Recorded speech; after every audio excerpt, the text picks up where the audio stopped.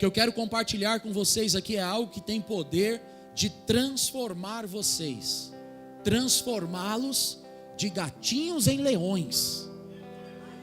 Gostaram dessa? Na verdade, nem os leões suportaram homens que andaram conforme a palavra que eu quero ministrar aqui nessa noite. Ou seja, se você encarar como verdade a palavra que eu vou pregar, você estará superior à bravura dos leões. Eu quero falar com os irmãos sobre o poder da oração. Por isso que é um tema muito dinâmico e oportuno para mudar a vida de muitos de nós aqui nessa noite. Eu quero falar de algo que pode transformar você, porque foi algo que transformou a vida de muitos homens e mulheres desde o primeiro século. Falando de toda a estrutura teológica do Novo Testamento. Quando eu falo do poder da oração, eu estou falando de um estilo de vida, porque orar, sem sombra de dúvidas, não pode ser uma eventualidade na vida do cristão. Orar deve ser o estilo, a maneira de viver do cristão. Justamente porque esse era o estilo de vida de Jesus. Jesus nasceu orando, viveu orando e morreu orando. Essa é a dinâmica do Cristo do Novo Testamento. Ele viveu em constante oração. E isso ele transferiu àqueles a quem ele escolhera para ser os seus apóstolos direto. Então Cristo tinha uma maneira de viver orando. E os apóstolos tinham uma maneira de viver orando. Se Cristo vivia orando e os apóstolos viviam orando, essa é a maneira que a igreja deve viver. Por quê? Porque o que nós somos hoje é justamente cópia de uma matriz, de uma origem. Nós não estamos inventando nada novo. Nós não estamos reinventando a roda já existe. O que a gente precisa é atentar para a maneira como ela funciona.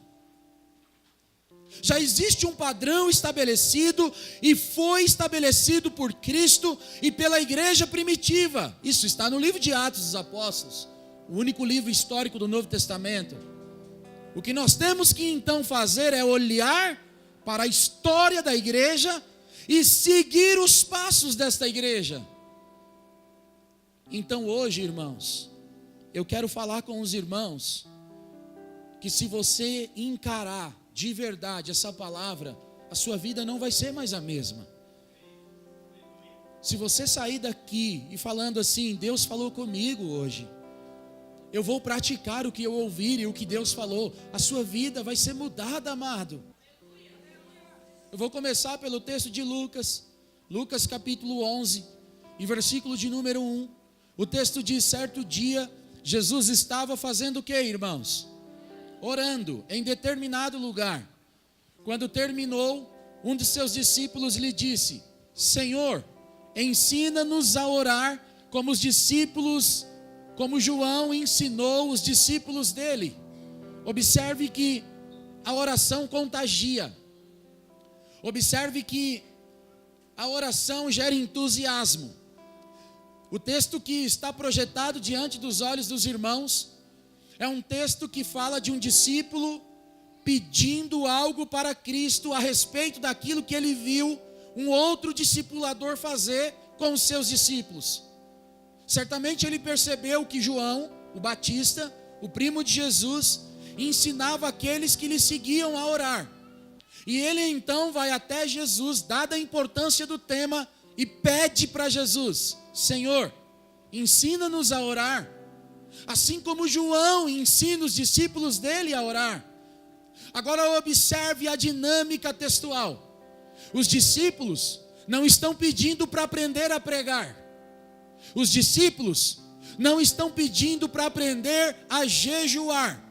E também não estão pedindo para aprender a expulsar demônios. Esta não é a preocupação deles. Mas eles estão voltando-se para Cristo para pedir-lhe: ensina-nos a orar. Irmãos, se eles precisavam e careciam aprender mais sobre o assunto, que dirá nós? Que dirá eu e você aqui nessa noite? Eu gosto muito de ler escritos de Charles Randall Spurgeon, o príncipe dos pregadores. Ele cita duas coisas que me chamam muita atenção. A primeira delas é que ele cita assim: sempre que Deus deseja realizar algo, Ele convoca o seu povo para orar. Agora, sendo o príncipe dos pregadores, certamente ele tinha muito entusiasmo para ensinar outros a pregar. Mas existe uma frase de Spurgeon que queima no meu coração. Ele diz: eu preferiria ensinar um homem a orar do que 10 homens a pregar. Dada a importância do tema que Spurgeon dava sobre a vida devocional e o seu tempo de oração.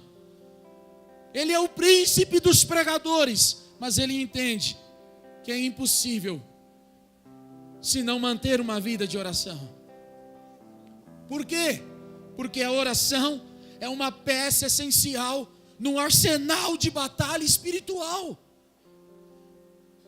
Você pode ter faculdade, querido. Você pode ser pós-graduado.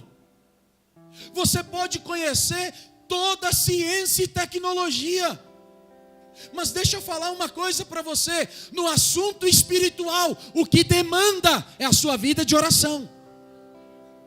Não é o quanto você sabe e nem o quanto você conhece, mas é o quanto você ora ou como você ora. Então a oração é uma peça essencial do arsenal de batalha espiritual.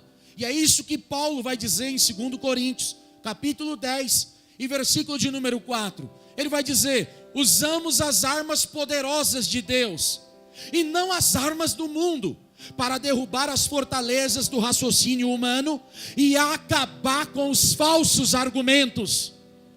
Não são armas humanas.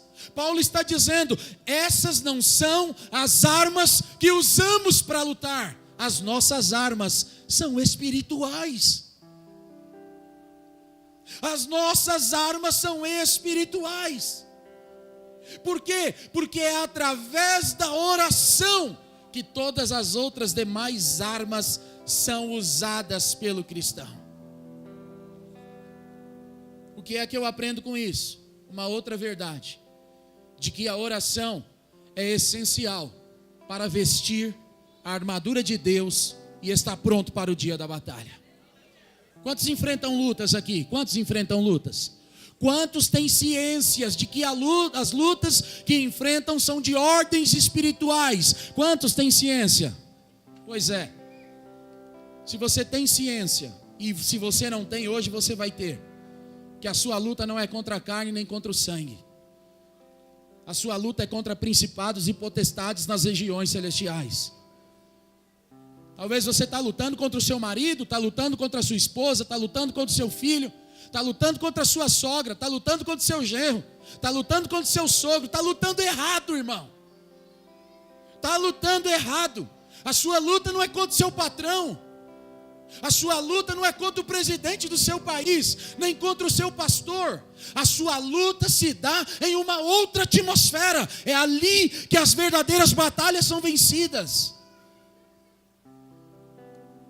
Então vamos ver um longo texto para a gente compreender isso. Efésios capítulo 6, do versículo 11 ao versículo 18.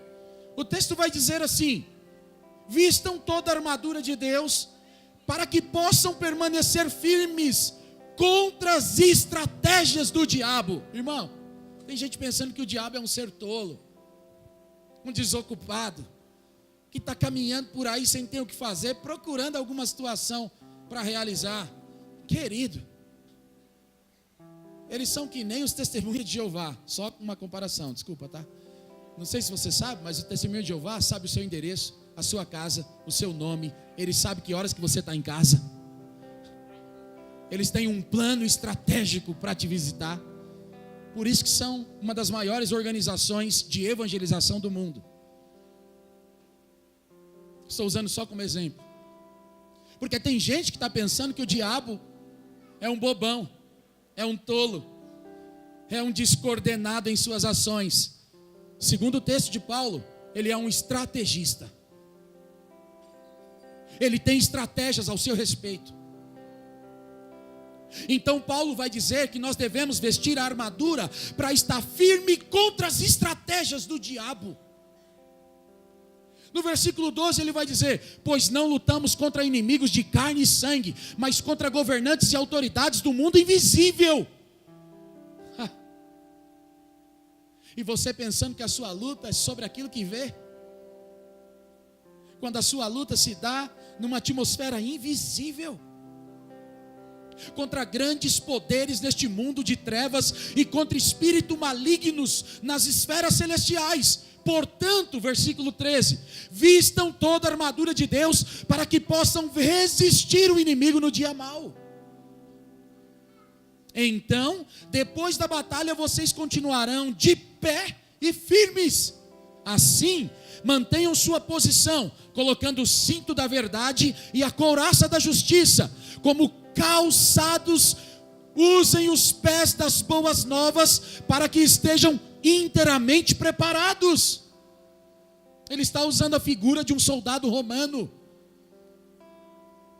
Versículo 16: em todas as situações, levantem o escudo da fé para deter as flechas de fogo do maligno. Você já ouviu a Bíblia falar de dardos inflamados? São flechas flamejantes que Satanás lança, e se você não tiver o escudo da fé, elas te atingem, e elas causam um grande incêndio na sua vida do diabo. Usem o escudo, ele disse. Levantem o escudo da fé para deter as flechas de fogo do maligno. Usem a salvação como capacete e empunhem a espada do Espírito, que é a palavra de Deus. Ponto. Ele falou sobre a armadura. Agora olha como ele termina aqui no versículo 18: orem no Espírito em todo tempo, em todos os momentos e em todas as ocasiões. Permaneçam atentos e sejam persistentes em suas orações. Sabe por quê, irmão? Porque a única maneira de vestir a armadura de Deus é por meio da oração. Veja, me dê a sua atenção. Você hoje está vestido, você hoje está calçado, mas para você estar vestido e calçado, existe toda uma dinâmica para isso acontecer. Alguém lavou essa roupa, alguém passou essa roupa, alguém guardou essa roupa. E aí hoje então você foi ao guarda-roupa, pegou essa roupa, tomou o seu banho, vestiu essa roupa e veio para o culto. Na sua dinâmica, vestir essa roupa é só ir até o guarda-roupa, pegar a roupa, colocar no corpo e vir ao culto. Na dinâmica espiritual não é assim. Não dá para ir numa loja de conveniência e falar: me dá uma armadura de Deus, por favor. Não dá para ir no seu guarda-roupa e chegar lá e falar: onde que está a armadura, couraça, capacete, escudo, espada? Por quê? Porque a armadura de Deus só se obtém por meio da oração. A maneira pela qual ela é vestida em nós, ou a maneira pela qual nós nos vestimos dela, é quando nós oramos, igreja. É quando nós investimos tempo em oração. Então, aqui você entende o motivo pelo qual muitos estão despidos. O motivo pelo qual muitos estão nus e suscetíveis aos ataques ardilosos de Satanás. Por favor, me dê uma resposta. Se você fosse para uma batalha e tivesse a opção de escolher um adversário, qual deles você escolheria para lutar com você? Um bem preparado? Capacete, caneleira, calçado, escudo, couraça, cinturão? Ou um sem nada disso? Qual você escolheria? O diabo também faz essas escolhas. Porque tem gente achando que o diabo está gastando energia em quem está bem guardado, bem blindado, bem protegido. Ele está dando em rasteira em quem não tem nada. Então hoje, querido, vistam-se da armadura de Deus. E se você entende que está despido, você veio no local certo. Você está na casa do Pai, aonde a armadura está posta para você vestir, meu amado. Hoje é noite de sair daqui vestido e revestido desta armadura, irmão. A única forma de tomar posse dessa armadura, não há outra senão a oração. Por quê? Porque a oração é a maneira básica pela qual exercemos autoridade espiritual. É por meio da oração que nós conseguimos repreender, rejeitar e anular as obras do diabo. 2 Coríntios, capítulo 10, e versículo de número 3, Paulo diz: embora sejamos humanos, não lutamos conforme os padrões humanos. Meu Deus! Não lutamos conforme padrões humanos, porque a nossa luta é espiritual. E as nossas ferramentas também são espirituais. Por quê? Porque segundo a palavra de Deus, irmãos, quem ora tem tanto poder que é considerado e conhecido até no inferno. Eu estou falando de autoridade espiritual. Existe um texto em Atos dos Apóstolos, no capítulo 19, que vai falar de 7 filhos de um sacerdote chamado Seva. Eles observavam como Paulo usava autoridade espiritual para libertar as pessoas dos espíritos malignos, e eles acharam aquilo interessante. E eles foram então copiar o que Paulo fazia. Eu vou ler o texto para vocês. Atos 19, do 13 ao 16. Alguns judeus viajavam pelas cidades expulsando espíritos malignos. Tentavam usar o nome do Senhor Jesus, dizendo, olha o que eles diziam: ordeno que saiam em nome de Jesus a quem Paulo anuncia. Os homens que faziam isso eram 7 filhos de Seva, um dos principais sacerdotes. Certa ocasião, o espírito maligno respondeu: eu conheço Jesus e conheço Paulo, mas quem são vocês? O homem possuído pelo espírito maligno saltou em cima deles. 7 homens, um homem só, possuído do espírito maligno, saltou em cima deles, os atacou com tanta violência que fugiram da casa, despidos e feridos. Não tinha armadura, estavam nus, saíram nus, despidos e feridos. Vamos exercer autoridade espiritual, vamos fazer igual Paulo, em nome de Jesus a quem Paulo prega. O demônio falou: eu conheço o cara, sei quem é Jesus, mas vocês são quem? Que autoridade vocês têm sobre mim? Tomou um cacete bem dado, e ainda saiu pelado, passando vergonha no meio da rua. Meu Deus, essa é a tona dos crentes que estão sem armadura, vivem apanhando do diabo. E hora e outra estão mostrando a sua nudez e passando vergonha. Passando vergonha. Hoje Deus quer dar a você uma estratégia para vencer as obras do diabo aqui nesse lugar. Hoje Deus quer fazer você se levantar como uma autoridade espiritual. E aquilo que você identifica que é uma ação maligna na sua vida, hoje você vai se pôr de pé com autoridade, repreendê-la, mandar embora, anular, rejeitá-la em nome do Senhor Jesus. Quantos acreditam nessa palavra, irmão? Aleluia. É por meio da oração que nós exercemos autoridade espiritual. E é também por meio da oração que nós encontramos o mover para todos os avivamentos da história. A oração foi sempre o movimento precursor de todos os avivamentos, de todos os despertamentos espirituais. Sempre que você ouvir falar de um grande mover de Deus, pode ter certeza, por trás tinha alguém orando.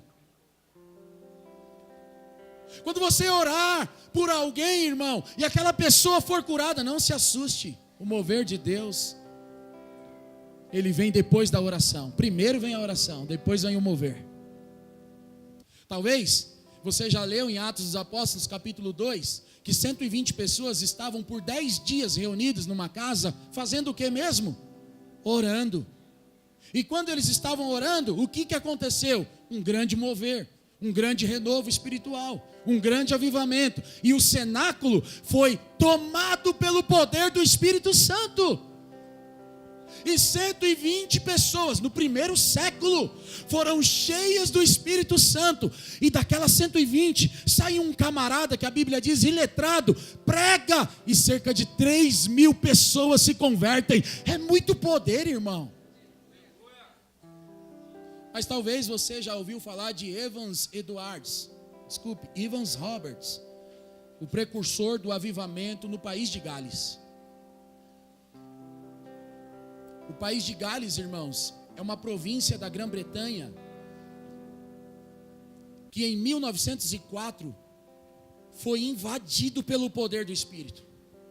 A história diz que em apenas meses 100.000 pessoas se converteram a Cristo.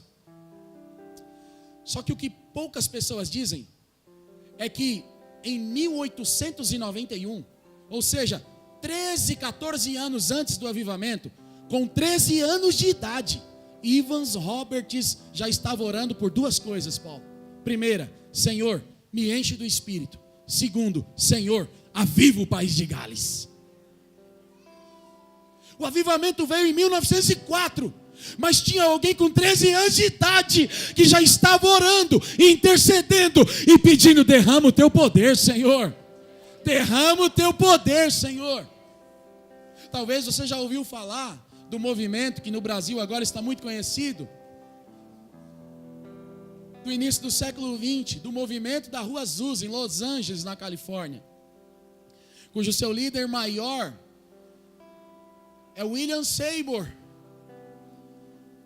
Estima-se que na Rua Azusa passaram pelo mover e avivamento mais de 780.000 pessoas, das quais, inclusive nós, somos oriundos desse tal avivamento da Rua Azusa. Mas, irmãos, algumas pessoas não te falaram que William Seymour enfrentou segregação racial e foi para uma faculdade teológica. Foi discípulo de Charles Fox Parham e não pôde frequentar as aulas porque era negro.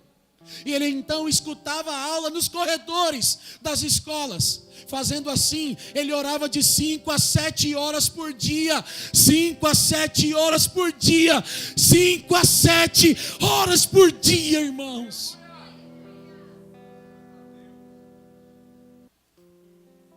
E hoje, século 21, Hebreus 13:8 diz que Jesus é o mesmo ontem, hoje e será para sempre. O que mudou do primeiro século até o século 20? São vários avivamentos e eu não tenho tempo para te contar a história. Mas o que eu quero dizer é que hoje ele continua o mesmo. E se a gente se levantar em oração, o mover vai ser o mesmo, o poder vai ser o mesmo. Sabe por quê? Porque o Espírito é o mesmo, irmão. O mesmo Espírito que fustigou 120 no primeiro século. O mesmo Espírito que fustigou Evans Roberts, William Seymour e todos os outros pais da igreja.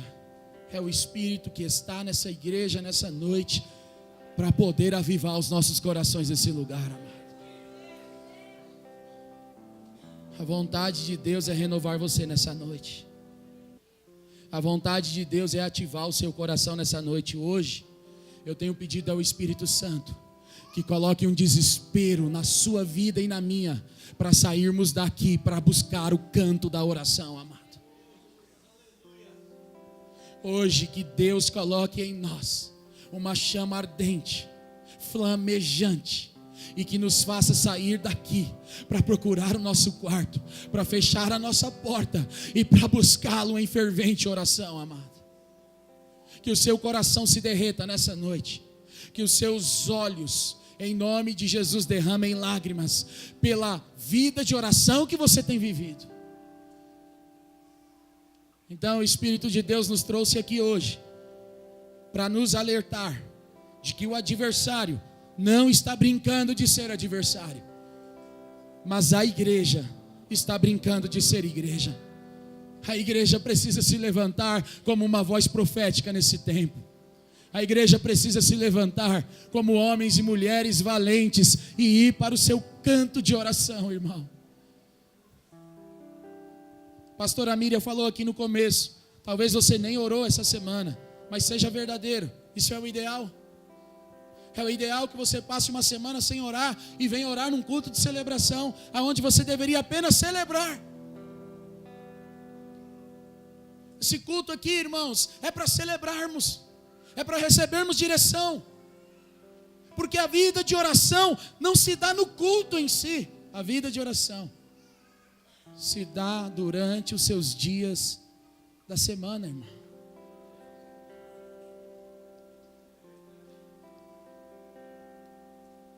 Então nós precisamos aprender com esses homens a ter sede de Deus. Agostinho de Hipona disse que a oração é o encontro da sede de Deus com o encontro da sede do homem. Em outras palavras, o que Agostinho está querendo dizer é: Deus está com sede de te encontrar. Aonde você está? Deus está com sede de nos avivar? Aonde nós estamos? Deus está com sede de nos renovar? Aonde nós estamos? Desculpa se você veio aqui hoje para ouvir aquela palavra que enche o seu coração de orgulho, aquela palavra que faz você sair daqui para cima, vibrante, mas hoje o Espírito de Deus bateu forte aqui dentro e disse: você precisa falar para a minha igreja orar, você precisa falar para os meus filhos orar. Eles precisam voltar ao primeiro amor, eles precisam voltar a chorar, eles precisam voltar a se arrepender pelos pecados, eles precisam voltar a gemer, eles precisam voltar a orar.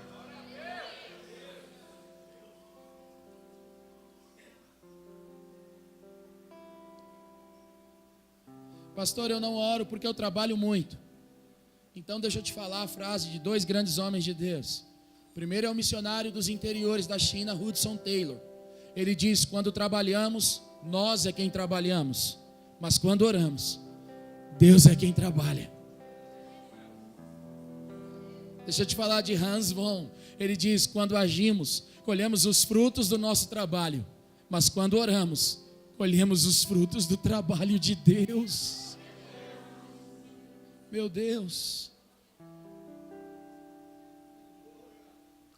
precisamos voltar para a oração. Precisamos voltar para orar, irmãos. Como que eu devo me comportar, pastor? Você deve e precisa ver o tempo de oração, querido, como um relacionamento com Deus, e não como um dever, ou como uma disciplina legalista. Não é assim que você deve ver a oração. A oração não pode ser algo maçante para você. A oração não pode ser algo terrível, doído. A oração tem que ser algo prazeroso, satisfatório. Porque, irmão, é impossível um crente viver sem orar. Desculpa falar, é impossível um crente viver sem orar, amado. Na verdade, irmãos, muitos têm dito que a nossa igreja está só sobrevivendo pelo poder e pela ação do Espírito, mas não está vivendo as manifestações e o poder do Espírito. A igreja vai passar a viver quando ela encontrar o seu lugar na oração. Então hoje, amado, você que está aqui, você que me escuta, aceita esse apelo do Espírito para você. Volte a orar. Volte a ter relacionamento com Deus, porque Deus deseja ter relacionamento com seus filhos. E é impossível desenvolver esse relacionamento sem gastar um tempo significativo com Ele. E a oração é a maneira fundamental com a qual nós conseguimos investir o tempo de oração para nos relacionar com Deus. É através da oração que o propósito de Deus é estabelecido e o seu relacionamento pessoal com Ele é aprofundado. Você pode até dizer que me conhece, talvez você leu alguma coisa ao meu respeito, de repente você pegou a minha biografia, e você chega em alguém e diz assim: ó, eu conheço o Everton, e alguém vai falar: mas você já foi na casa dele? Não, eu nunca fui, mas eu já até li o livro dele. Então você não é amigo dele, então você não é íntimo dele. Você pode ter lido coisas ao meu respeito, mas o fato de você ter lido coisas ao meu respeito não significa que você tem intimidade comigo. O fato de você conhecer a minha história e saber coisas sobre a minha pessoa não te faz íntimo meu. Se você quer ser meu amigo e se você quer ser alguém íntimo de mim, você precisa se relacionar comigo. Em outras palavras, não adianta só ler sobre Deus, você precisa falar com Deus, irmão.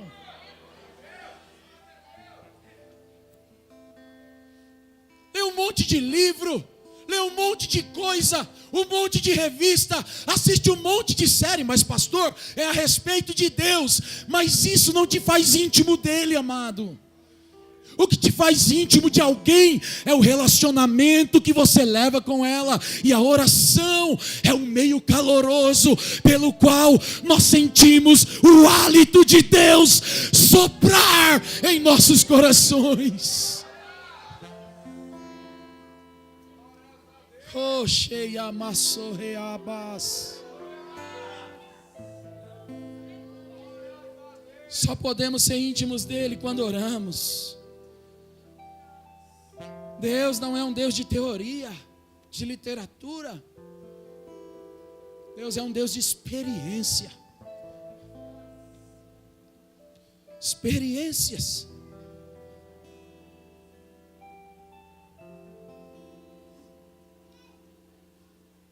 Então, o que você deve fazer, amado?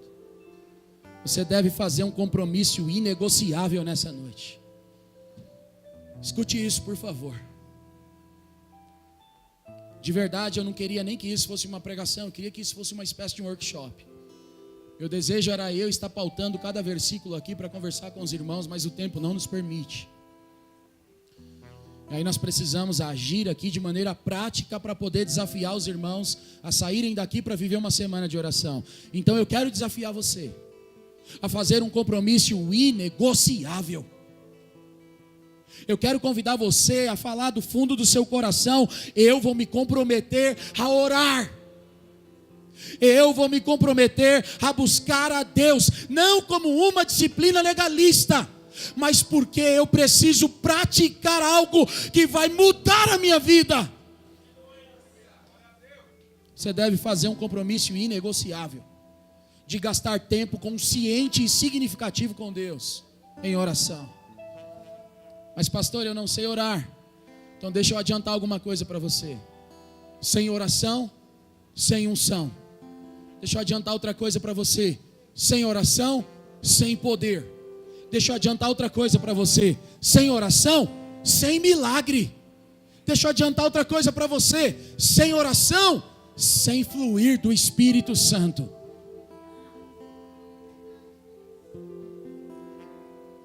Vai sentindo saudade enquanto eu vou pregando? Vai sentindo saudade das madrugadas que você passava em oração com Deus? Vai sentindo saudade de quando você tinha prazer de prostrar-se no leito, na cama, aonde você estivesse, só para falar com Ele? Vai lembrando, traz à memória o que te dá esperança dos seus tempos de choro, de angústia e de desespero por mais de Deus. Você era tão sedento, você queria tanto mais do Espírito. Por que acabou? Por que abafou? Por que perdeu? Hoje, receba a voz do Espírito no seu coração, te dizendo: filho, vem, vem, eu te chamo, sou eu quem te chamo, eu te conheço, eu conheço você por dentro, E eu sei o que eu posso fazer na sua vida, filho. Levante-se hoje. Levante-se hoje. Levante-se hoje.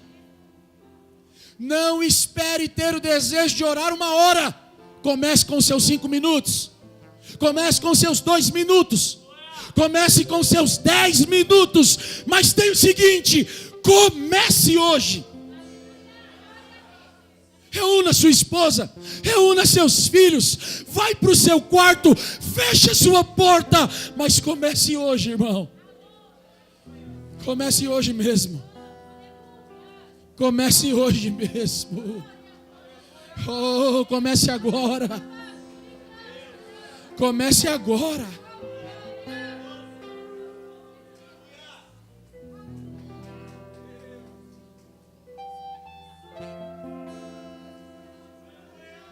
E o que eu ganho, pastor? O que eu ganho orando? Você ganha tanta coisa, eu sou incapaz de enumerá-las.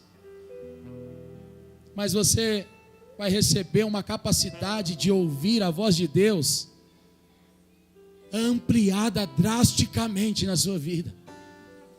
Você vai ficar tão sensível à voz do Espírito que de princípio você vai até pensar que está ficando maluco. Porque o Espírito vai falar tanto ao seu coração, querido. João capítulo 10 e versículo de número 27 diz: minhas ovelhas ouvem a minha voz, eu as conheço e elas me seguem.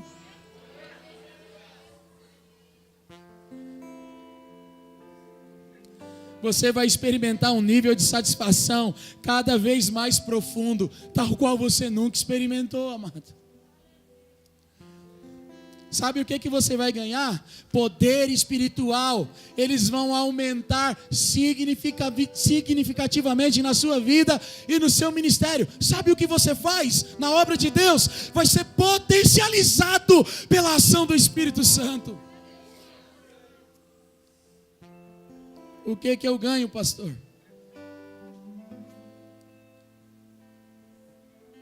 Eu ganho a dádiva de pedir algo para Deus e logo receber.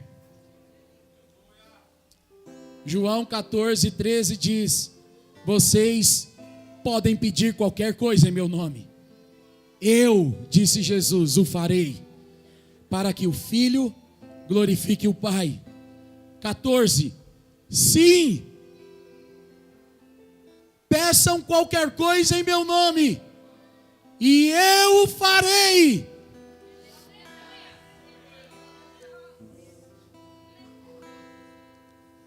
Já imaginou pedir algo para Deus e acontecer? Já imaginou pensar algo e acontecer? Já imaginou desejar no seu coração algo e acontecer? Esse é o resultado de quem vive uma vida de intimidade com Deus. Se prepare para experimentar um aumento nas respostas às suas orações. Quem ora tem orações respondidas, amado. Olha o que diz João, capítulo 15, versículo 7. Mas vocês, se permanecerem em mim, e as minhas palavras em vocês, vocês pedirão o que quiserem, e isso lhes será concedido.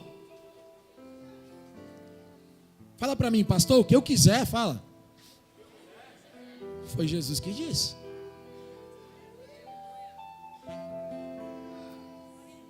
Vou repetir, está projetado aí? João 15, 7. Vamos ler juntos então? 1, 2, 3. Mas se vocês permanecerem em mim e as minhas palavras permanecerem em vocês, alto.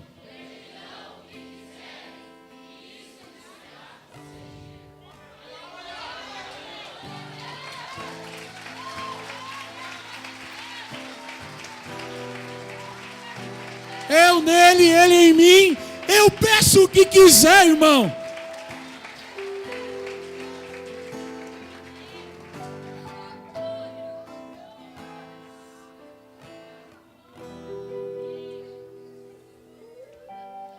Se prepare para experimentar muito mais poder.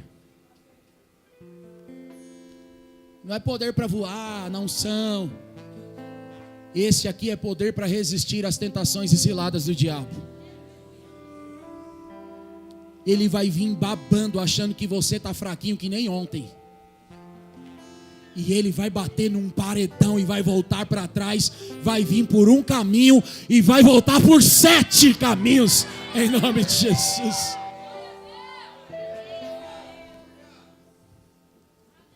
Porque você está entendendo o valor e o poder da oração. Eu quero dizer, irmãos, que a sua célula não será mais a mesma.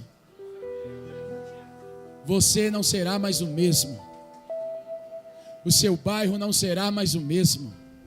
A sua cidade não será mais a mesma. O seu país não será mais o mesmo. Sabe por quê? Porque você está se dispondo a orar. E a oração muda tudo, amados. A oração tem poder para mudar tudo, amados. Eu não tenho tempo para continuar essa palavra.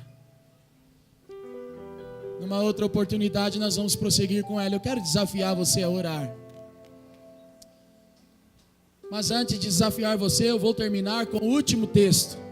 Pula lá para o último, Gabriel, por favor. Lucas 3:21. Fica de pé, por favor, eu quero terminar com esse texto. Lucas capítulo 3, versículo 21 e 22. Deixa eu falar uma coisa para você. Esse texto é a garantia de que você pode orar agora, porque o céu está aberto para você. Deixa eu falar outra coisa aqui. Tem crente que vem falando, o céu está fechado, o céu está de bronze. Querido, olha para esse texto e entende que aquele que tem a chave que abre e ninguém fecha, já abriu o céu. Lucas capítulo 3, versículo 21, o texto diz: certo dia, quando as multidões estavam sendo batizadas, Jesus também foi batizado. Enquanto ele orava, o que aconteceu?